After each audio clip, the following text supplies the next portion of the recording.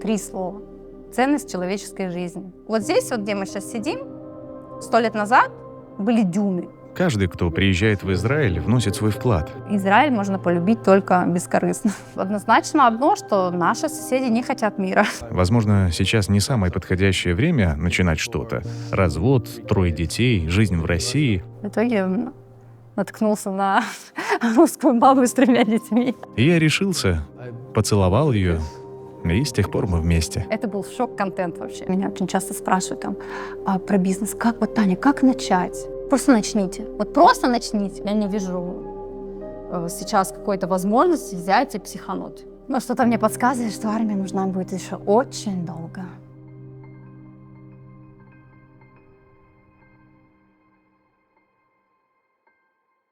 Привет! Меня зовут Алина Грановская, и это 5-й эпизод документального сериала о русскоязычной эмиграции Cloud Russians. Вау! Мы уже в 5-й раз встречаемся с вами на этом канале, а значит, вы продолжаете отправлять нам свои донаты со всего света. Спасибо! Спасибо, что смотрите, спасибо, что делитесь нашими эпизодами в своих соцсетях и что отправляете пожертвования здесь и через наш официальный сайт. Сегодня я заведу вас в дом многодетной семьи Тани Либерман в Тель-Авиве, чтобы попробовать разобраться в сложных и неоднозначных вопросах. Таня еврейка, сионистка, мать 5 детей, известный инстаграм-блогер. Еще Таня построила успешный ювелирный бизнес в России, но зов крови и желание растить детей в еврейской традиции сподвигли ее переехать в Израиль и расширить свой проект на другие страны. В этом эпизоде мы поразмышляли о том, что такое быть русской и еврейкой одновременно, не гордиться и не стыдиться того, что является данностью и что нельзя изменить, не делать выбора в пользу чего-то одного и черпать силы в своей мультикультурности. Мы поговорили с Таней и ее мужем Йонатаном о том, почему в Израиле так ценится каждая человеческая жизнь, о многолетней вражде с Палестиной, а еще об армии, куда через несколько лет по очереди отправятся все ее 5 детей. И, конечно, о том, каково это иметь непопулярное мнение, находясь в публичном пространстве. Не забудьте поставить лайк под этим видео и подписаться на наш канал, потому что каждый лайк и каждая подписка, честное слово, продвигает нас в трендах YouTube и позволяет нам расти, снимать новые серии. Ну что, приятного вам просмотра!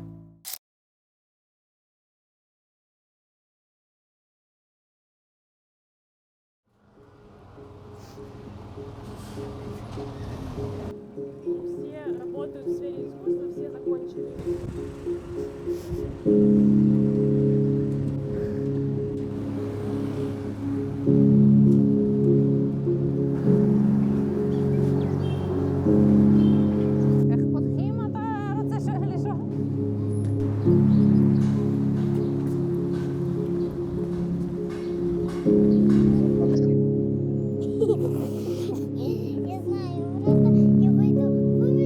Меня зовут Таня Либерман, мне 38 лет.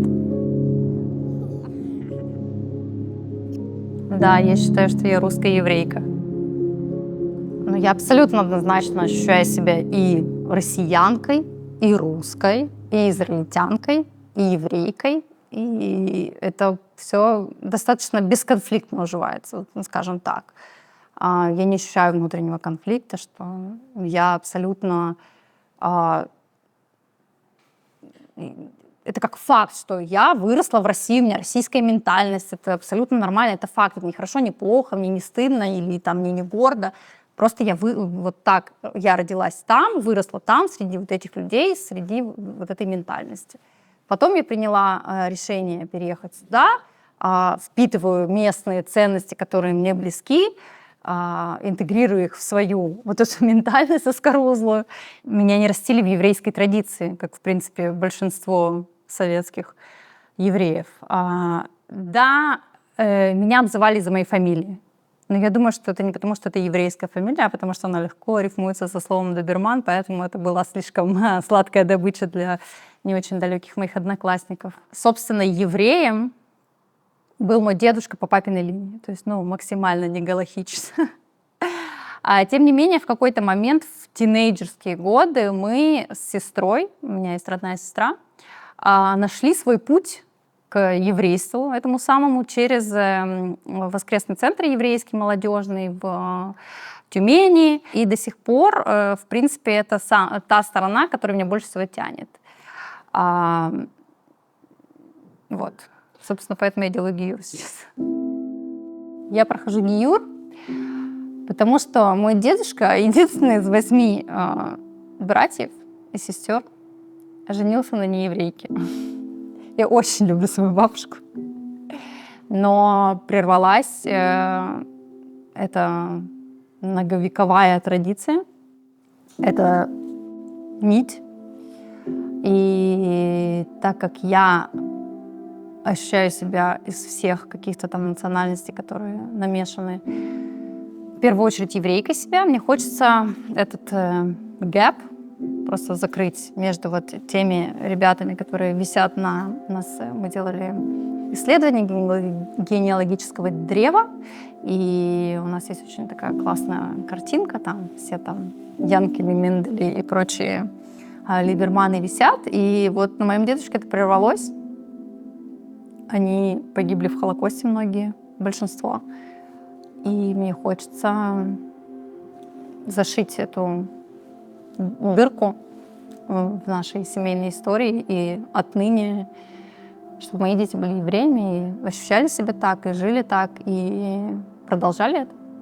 А что, если они выберут не евреев себе в жены и в мужья? Это будет их выбор.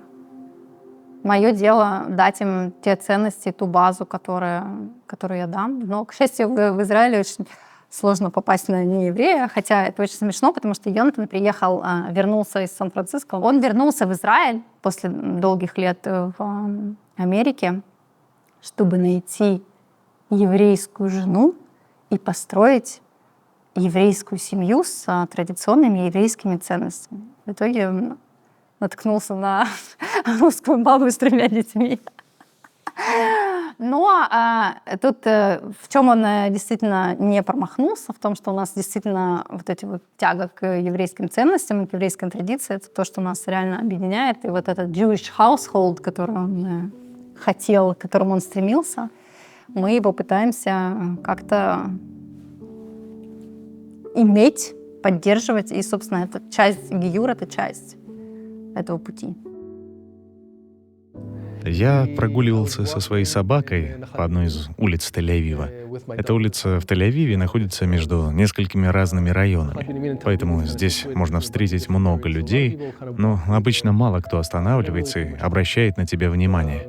Но однажды ночью, около полуночи, я увидел красивую девушку, проходящую мимо меня. И мне показалось, что она стоит там и смотрит на меня. Когда кто-то на тебя так смотрит, ты говоришь «Здравствуй, привет». Ну, она, конечно, сказала «Ой, я не говорю на иврите» и ушла. Позже она расскажет, что на самом деле она просто смотрела на витрину магазина сзади меня. Но у меня тогда была очень милая собака, которая начала заигрывать с ней, прыгать на нее. И мы пошли за ней по улице. Думаю, что к этому моменту моя собака очаровала ее, и она сказала: «Знаешь что, у меня тоже есть собака, давай я ее выведу, и мы прогуляемся вместе». Так мы познакомились. Она, правда, сразу сказала мне, что у нее есть парень, так что, по сути, меня сразу отправили во френд-зону. Но именно тогда мы впервые почувствовали связь. Моя романтическая часть началась там. Но, думаю, у нее она началась намного позже. В то время у нее был парень, позже она вышла за него замуж, у них позже появился 1 ребенок, 2 ребенка, 3 ребенка. И в течение этого периода мы на самом деле оставались на связи. Мы иногда разговаривали о ее бизнесе, может быть, пару раз ходили выпить вместе за все это время. Но все это было в дружественном ключе. И потом, когда она однажды сказала мне, что разводится с мужем, то, знаешь, я подумал, ладно, возможно, сейчас не самое подходящее время начинать что-то. Развод, 3 детей, жизнь в России. Но мы как бы вышли из бара, в котором сидели, и перешли через ту самую улицу, где мы познакомились 10 лет назад, и где я хотел поцеловать ее еще тогда. И я решился, поцеловал ее, и с тех пор мы вместе.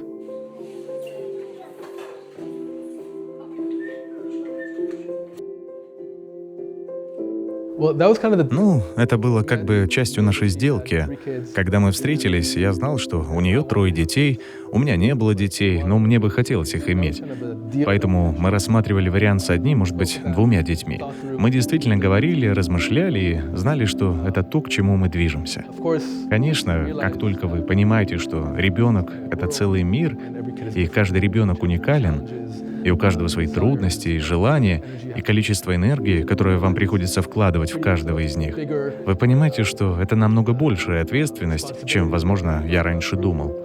Но знаете, что я думаю?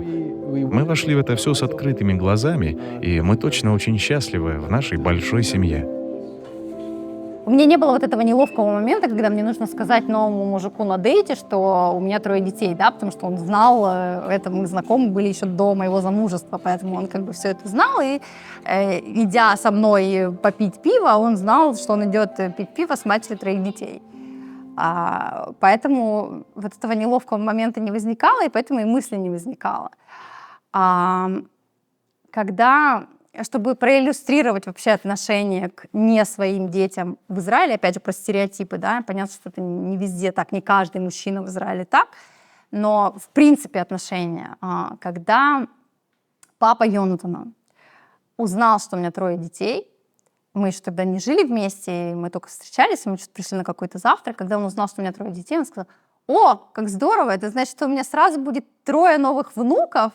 Типа, класс, у меня теперь будет сразу вот так вот в один присест, это же типа 3 по цене одного, да, то есть без каких-то долгих ожиданий, долгих прелюдий, сразу хоп, и 3 внука. И вот это отношение, оно абсолютно, ну, по крайней мере, у Дани, у папы Йонатана абсолютно искреннее отношение, но он как бы вырос в кибуце, и там вот эти ценности про то, что все дети общие, все дети свои, это достаточно серьезная ценность. Моя родина здесь, в Израиле. Тем не менее, я прожил много лет в Соединенных Штатах, около 15 лет. У меня даже есть американский паспорт. Когда я уезжал из Америки, я помню, сидя в самолете, летящем в Израиль, я осознал, что отчасти я еще и американец, но моя родина всегда здесь.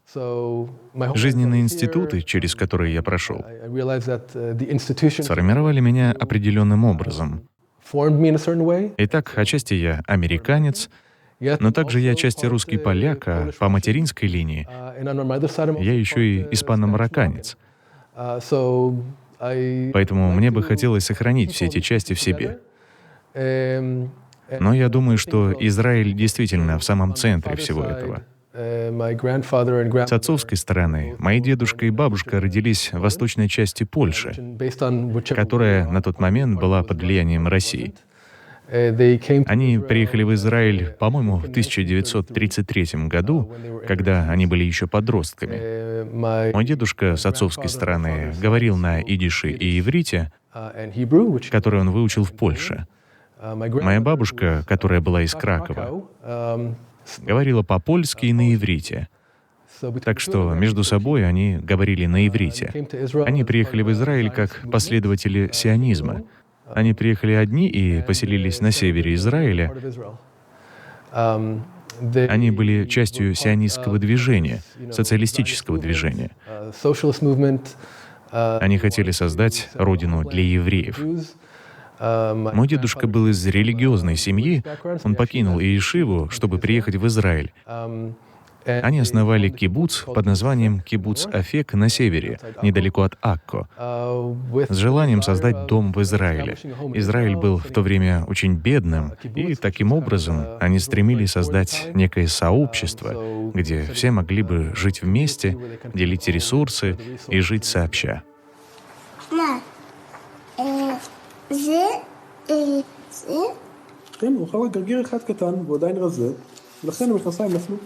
говорю с Таней по-английски, с детьми на иврите, Таня говорит с детьми по-русски.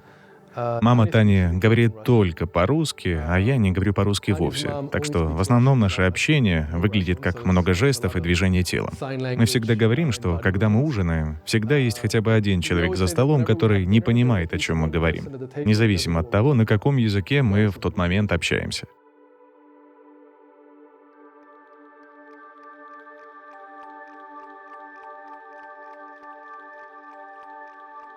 Израиль можно полюбить только бескорыстно. Это не та страна, которая...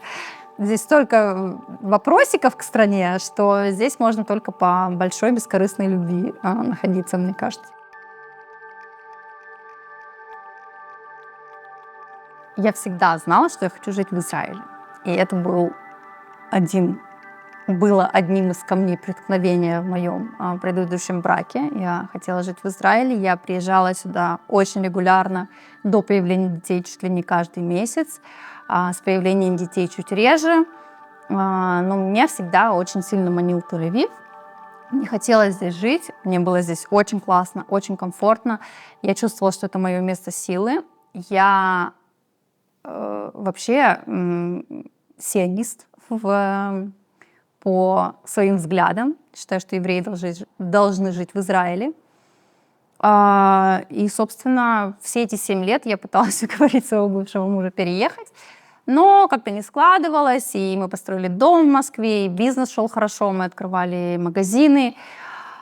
Но в итоге зов корней и сердца перевесил магазины, дом и весь успешный успех, который был в Москве. Я здесь чувствую себя супер как дома. У меня вообще нет какого-то ощущения, что чужая страна, чужая культура. Понятно, что есть какие-то странности или какие-то вещи, которые мне пришлось научиться. Но это какие-то такие мелочи, что глобально мне все классно и все какое-то родное. Начав работать, но об этом будем говорить в части про бизнес, поняла, что большинство израильтян не очень хотят общаться на английском в работе или близком общении, или общении в компании.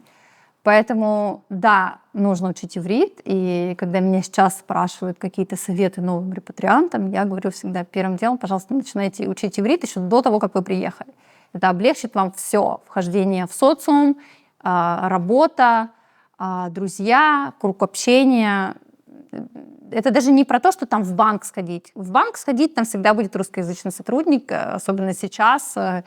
Не знаю, моя мама живет 6 лет в Израиле, не говорит ни слова на иврите, ни слова на английском, прекрасно справляется. И подружки у нее на кассе в Тифтаме есть, и в Министерство внутренних дел в Парсабу она ездит, там сама себе ставит какие-то визы.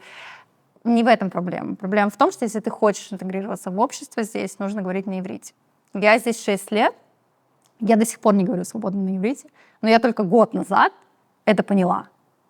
И, собственно, начала. Меня очень часто спрашивают там, про бизнес. Как вот, Таня, как начать? Я говорю, просто начните. Вот просто начните. Вот просто начните говорить на иврите. У меня, конечно, есть очень большая база аудирования, потому что я здесь уже 6 лет, я много слышу. Плюс у меня муж израильтянин, который отказывается говорить со мной на иврите почему-то, что меня жутко бесит. Я думаю, что русские, приехавшие в 90-х годах, были отражением России тех лет. И люди, приезжающие сейчас, представляют нынешних россиян.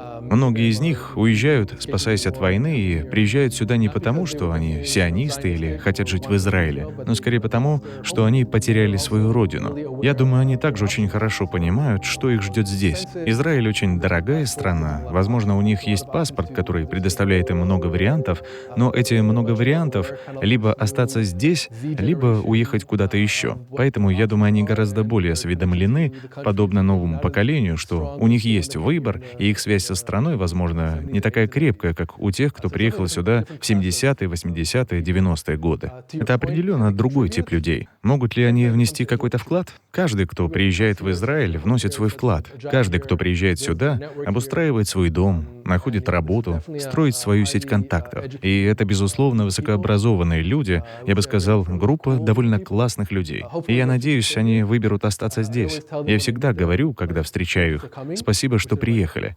На что они отвечают, почему спасибо? Но на самом деле, спасибо за то, что приехали. Это не так просто. Они могли бы не приезжать сюда. И я надеюсь, они останутся здесь и будут чувствовать себя хорошо. Мы знаем о сложностях. Здесь дорого, не всегда легко найти работу. Израильтяне не всегда самые гостеприимные люди.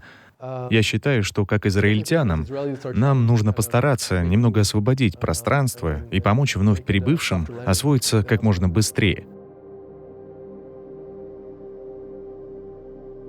Я могу только восхищаться этой страной, ее историей. Это, мне кажется, реально 8-е чудо света. Сама история. Я думаю, что 95% людей, которые пердят в сторону Израиля, просто даже Не знаю даже, в каком году страна была основана, сколько было войн, кто там нападал. Вообще все эти истории, там, не знаю, Йом-Кипур, War или там имя Бен-Гурион, им вообще ни о чем не говорит. А это необразованность, к сожалению, собственно, ответ на то, и что делает, во-первых, массы очень легкими к управлению, потому что все, что скажешь, то верят, тому верят, да. Никто не хочет копать глубоко, никому не интересно узнать, что на самом деле там было, какие-то даже просто факты. Окей, все не так однозначно, как говорится в истории Израиля и Палестины, абсолютно. Но однозначно одно, что наши соседи не хотят мира.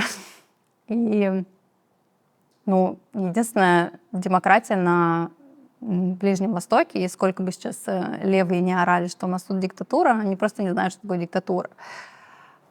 И я восхищаюсь этой страной. Я считаю, что есть, естественно, здесь и коррупционные политики, и есть вопросики к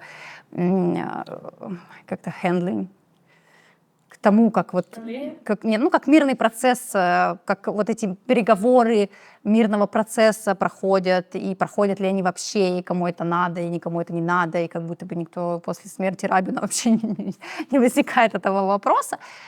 Но я все-таки считаю, что изнутри, когда ты видишь, возвращаясь к главной ценности, ценность человеческой жизни, как к этому относятся здесь и как к этому относятся по другую сторону зеленого забора, или какого там забора, зеленой линии, по другую сторону зеленой линии, как бы все вполне очевидно. То есть, очевидно. Изнутри это очевидно.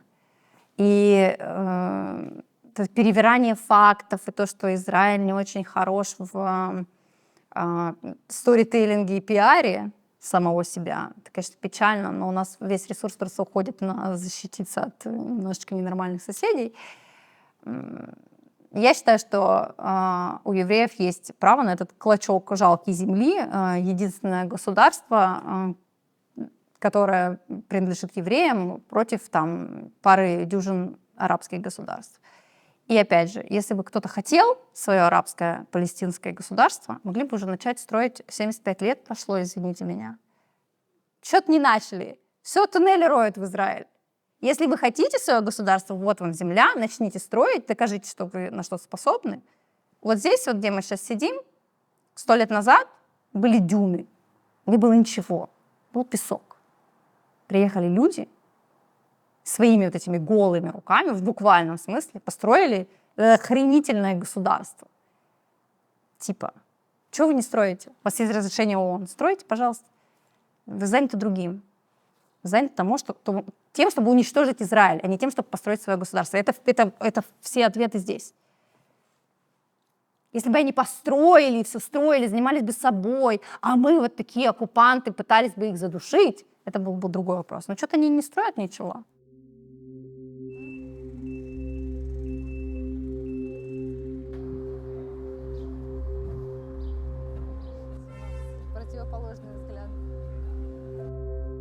Есть 2 слова. Нет, 3 слова. Ценность человеческой жизни. И вот ценность человеческой жизни для меня важнее Яндекс.Доставки, МФЦ, не знаю, что еще классного, стартапов российских, классных локальных брендов и вообще возможностей, которые нам предоставляет наша столица нашей великой Родины, потому что это слишком ощутимо. Вот эта разница.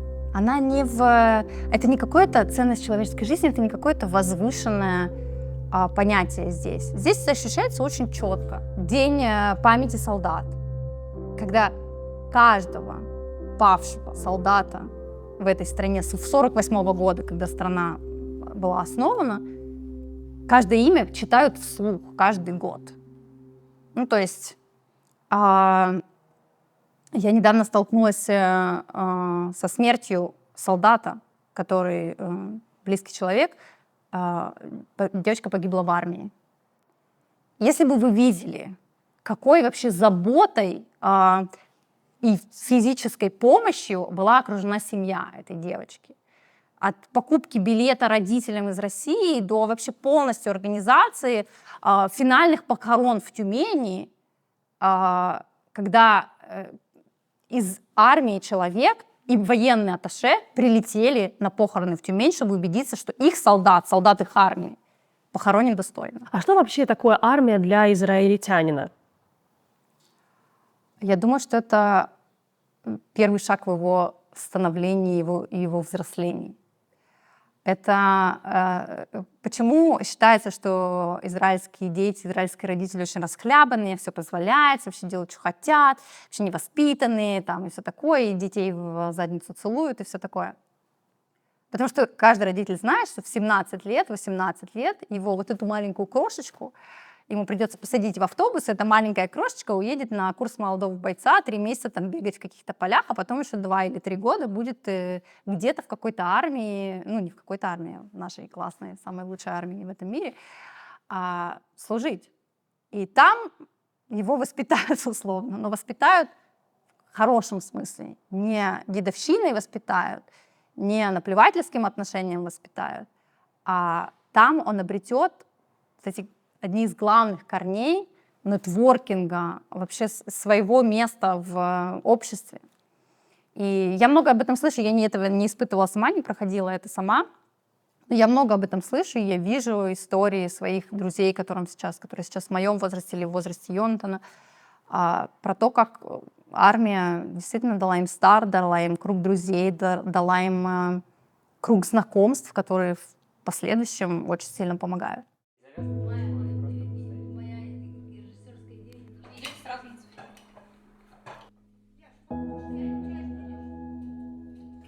Когда ты думаешь о том, что всем твоим детям предстоит отслужить в израильской армии, что ты чувствуешь как мать? Я чувствую гордость. И вчера мы провожали нашу няню, Машу, в армию. И даже это, Маша не моя дочь, да, я знаю, там 1,5 года, достаточно близкий человек, няня, но все равно это не моя дочь. Это было настолько... Вообще, когда она мне прислала фотку в форме, я там визжала от восторга. Наша Маша в форме, Маша! Я думаю, что это очень классный опыт. Я надеюсь, что это не придется на какие-нибудь боевые действия. И вообще, каждый родитель каждый год в Израиле говорит, что я надеюсь, что когда придет время твоего призыва, армия уже не нужна будет. Но что-то мне подсказывает, что армия нужна будет еще очень долго.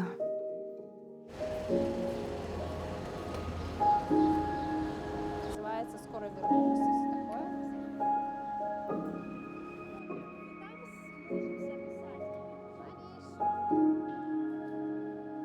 С современной Россией я познакомился благодаря Тане. Во время многочисленных визитов в Москву, Санкт-Петербург, к ее семье в Тюмень, я также познакомился с современными русскими. И я был в некотором роде приятно удивлен. В России ее друзья в основном занимались предпринимательством.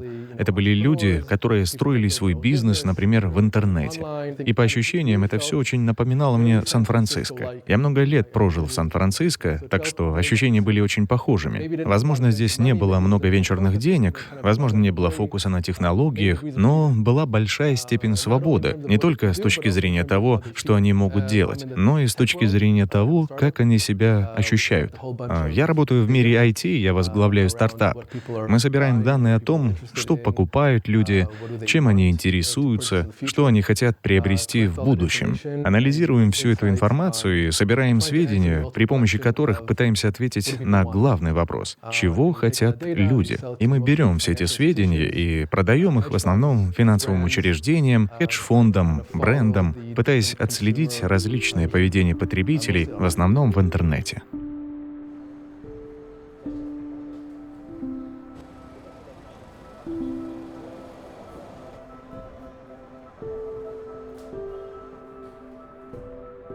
Когда меня спрашивают про детство, первая картинка — это дача у бабушки и дедушки Либерманов.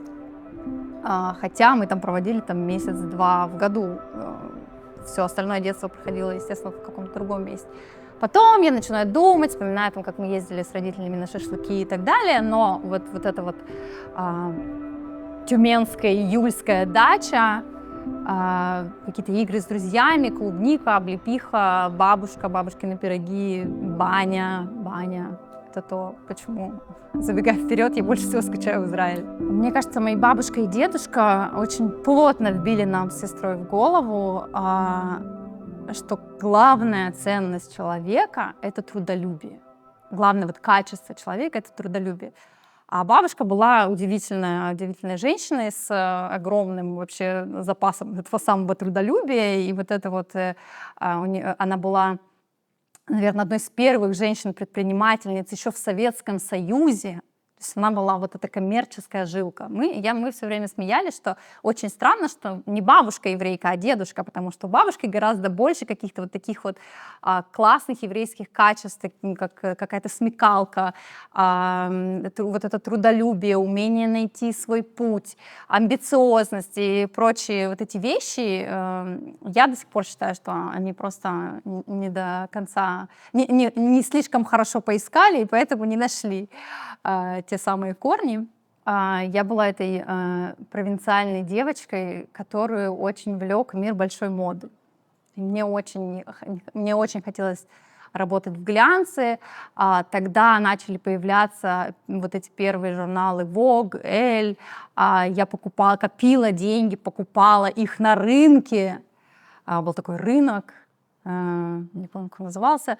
Короче, я покупала глянцевый журнал на рынке, знала всех этих моделей по именам, и тогда не было особо интернета, то есть это все можно было только в печатном виде, и мечтала стать журналистом. Поэтому поступила на... Это даже не факультет журналистики был, это было отделение журналистики на филологическом факультете Тюменского государственного университета. Я была из тех редких людей, которые хотели в печать. Поэтому я, которая всегда считала, что нужно стремиться к большему, чем вот тебе задает твой круг, так как там Ямская слобода, я написала письмо тогда в журнал «Савентин», который тогда выходил для подростков. Это был первый такой классный, качественный подростковый глянец. Мне было сколько-то там, 17 лет. Я написала им письмо с просьбой пройти у них практику. И мне долго не отвечали, и я подумала, что ладно, все понятно, пойду в Тюменские известия, буду там писать про то, как какая-нибудь лошадь переехала какого-нибудь там человека. И тут в начале августа мне приходит письмо от Ани Гавриловой, главного редактора, типа: «Здравствуйте, Таня! Мы все были тут, все редакции в отпуске. Конечно, приезжайте, вообще класс, вы классная, мы классные, давайте приезжайте. У моего бойфренда есть пустая квартира на Валтуфьево, она, правда, еще ремонтируется, но вы можете остановиться там». Короче, мне девочки из Тюмени, которая в Москве-то была, не знаю, пару раз, конечно, это был совершенно новый какой-то фантастический мир. И то, что у нас, естественно, совершенно не было денег, папа с мамой уже к тому времени развелись, мама там какие-то зарабатывала копейки. Я приехала в Алтуфьево, жила бесплатно, работала, и потом они мне еще деньги заплатили в конце. Это был шок-контент вообще. И самое смешное, что они, как девчонки в редакции, как креативные, решили, после практики ты должен принести рекомендательное письмо, что ты проходил эту практику. И девочки в редакции решили опубликовать это письмо собственно, где там, знаешь, в начале журналов с нами работали, там над этим номером работали, и там была моя фотография с девочками из редакции, и было написано, что там вот Таня действительно проходила практику, очень классно, креативно, и я помню, что преподаватель, который принимал эти письма, фыркнул, сказал, что это вообще неофициальное, что это вообще за фигня, принеси официальное письмо. Я помню вот это вот ощущение, что, господи, какие все здесь скучные, это круто, класс, журналистика, это должно быть что-то классное, креативное. В общем, потухла я немножко в Тюменском государственном университете. И на последнем курсе свалила в Екатеринбург по большой любви, естественно, как всегда. И стала работать там в Икеа, которая только пришла в Россию, только открывалась в Екатеринбурге. Я работала там в маркетинге. Это была, конечно, фантастическая школа. Но тоже в какой-то момент это закончилось, и я все-таки решила следовать за своей мечтой и работать в глянце. К тому времени я уже немножко переформатировалась в собственном маркетинг, в бренд-менеджмент, и не хотела писать как журналист, хотела вот работать в глянце. И я переехала в Москву и сходила на собеседование в абсолютно каждый издательский дом, который публикует любой глянец. Вот все, что ты назовешь, от, не знаю, там, Эскопресс до Кондé Наста, я побывала везде. Даже скаталась в одном лифте с Аленой Долецкой, мне казалось, что это знак, но в итоге это был не знак. Меня никуда не взяли. И в конце концов я поняла, что окей, глянец меня не ждет. Мода меня вот такая, которая в глянце тоже особо, видимо, не ждет.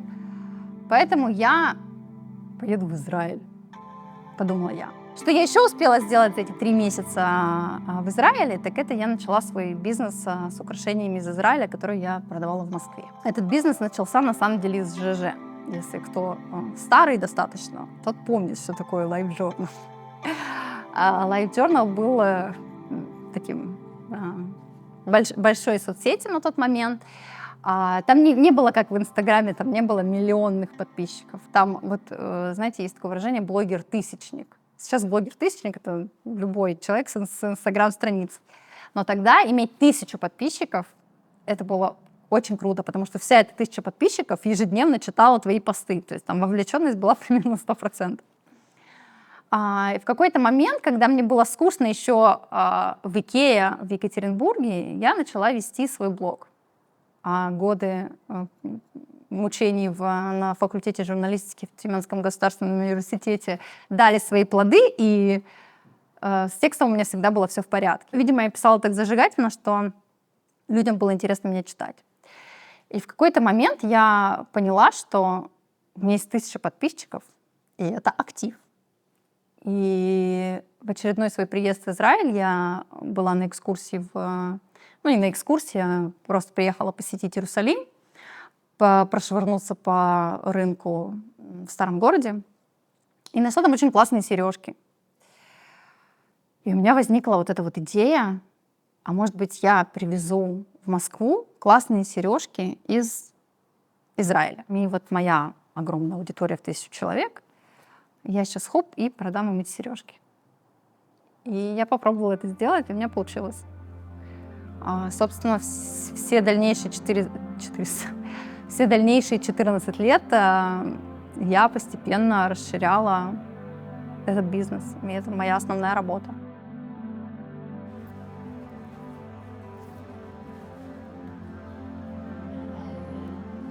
Была простая очень формула, простая арифметика.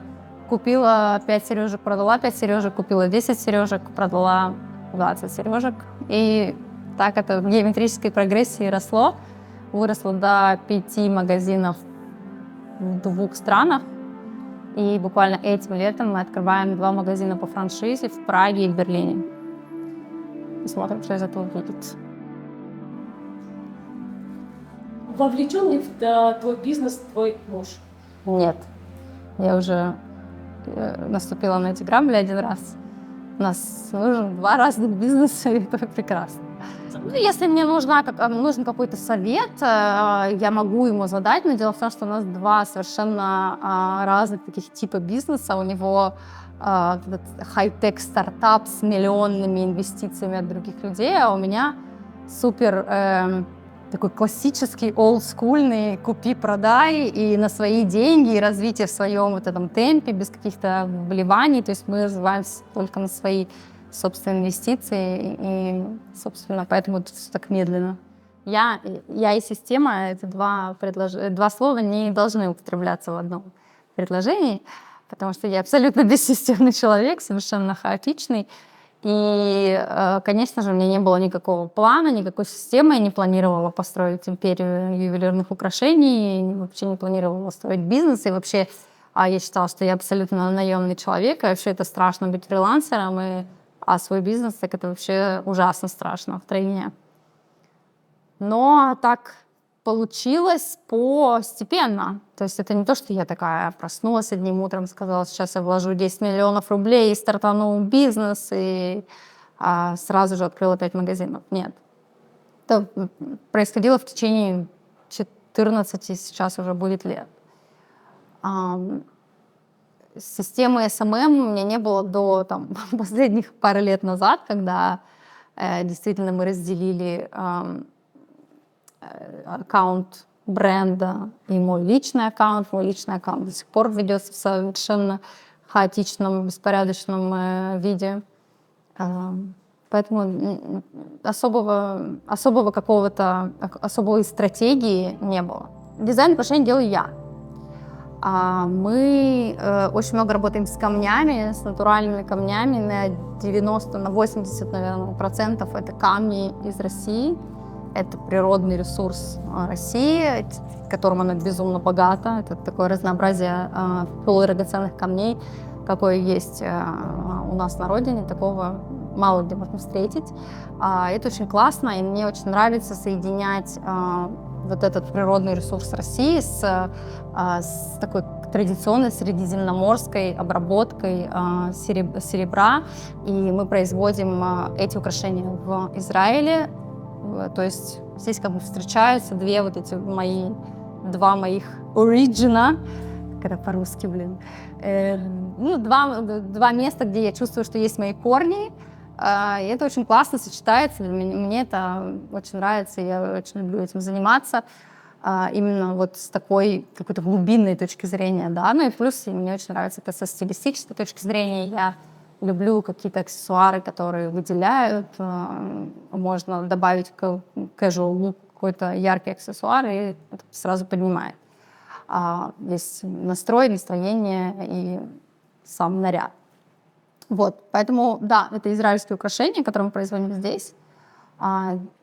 Дизайн производится здесь, в Израиле. В процентном соотношении мой заработок до сих пор на 90, наверное, процентов в России. Не только война подкосила ювелирные бизнесы в России, а если кто знает, кто в теме, кто в индустрии, новый закон, пролоббированный одной из крупных ювелирных марок, когда всю ювелирную отрасль перевели на ОСНО и на НДС, конечно, пошатнуло наши финансовые модели гораздо сильнее, чем любая война и любой курс доллара, и любой коронавирус тем более. Тем не менее, так оно есть сейчас у меня. Я очень долго строила свой бизнес в России, и здесь есть и как там мои какие-то корыстные нужды, да, то, что я это строила, я это выстроила, я это заработала, я плачу налоги, я не считаю, что я должна сейчас все показушно бросить и вот так вот из этичных соображений. Второе, у меня есть ответственность, у меня есть сотрудник, у меня 30 сотрудников. Я не очень вижу, как я сейчас все драматично закрою и выкину людей на улицу. Это люди, которые свою душу вкладывают в развитие бренда, и я не вижу сейчас какой-то возможности взять и психануть. И третье, это, конечно, ответственность перед моими клиентами. Это девушки, которые остались в России по разным причинам. И это на 90% люди, которые не поддерживают действий правительства. Но они там, и они хотят свой островок стабильности, островок sanity, да, какого-то чего-то живого, настоящего, какой-то атмосферы, к которой они привыкли, которую они любят, которую они поддерживают. То есть я понимаю тех, кто там меня обвиняет, я понимаю тех, кто меня поддерживает. У меня вот такая ситуация. Я очень активно работаю над развитием международного рынка. Я открыла франшизу год назад, как я упомянула, мы открываем 2 магазина уже этим летом. Надеюсь, что продолжится это направление. Но сейчас так, как оно есть. У нас внутри бизнеса очень турбулентный год. У нас распалась команда, которая 10 лет работала над созданием бренда, и сейчас я стою на таком распутье. Даже не распутье, а мне нужно принять решение, как, я хочу, чтобы бизнес развивался дальше, я точно знаю, что я хочу сделать что-то по-другому, потому что я верю, что нельзя делать одно и то же и ждать другого результата, а я хочу другого результата. Но мне нужно понять, как это построить, что сделать совсем по-новому. Для этого нужно понимание, смелость. Таня, что такое Родина? Родина — это место, где я родилась. Я бы не хотела навешивать такие ярлыки, как предатель Родины, ни на кого. И, в принципе, не хочу даже думать об этом. Я предпочитаю помнить, знать, обращать внимание на свои корни и стараться с ними соединяться. Я бы не стала осуждать тех, кто оторвался. У каждого своя причина, и это не хорошо и не плохо, на мой взгляд. Но я бы хотела, чтобы все люди были обязаны уважать другого человека, который находится рядом с ним, его мнение, его действия, понимать, принимать и уважать. Всего-то. Все.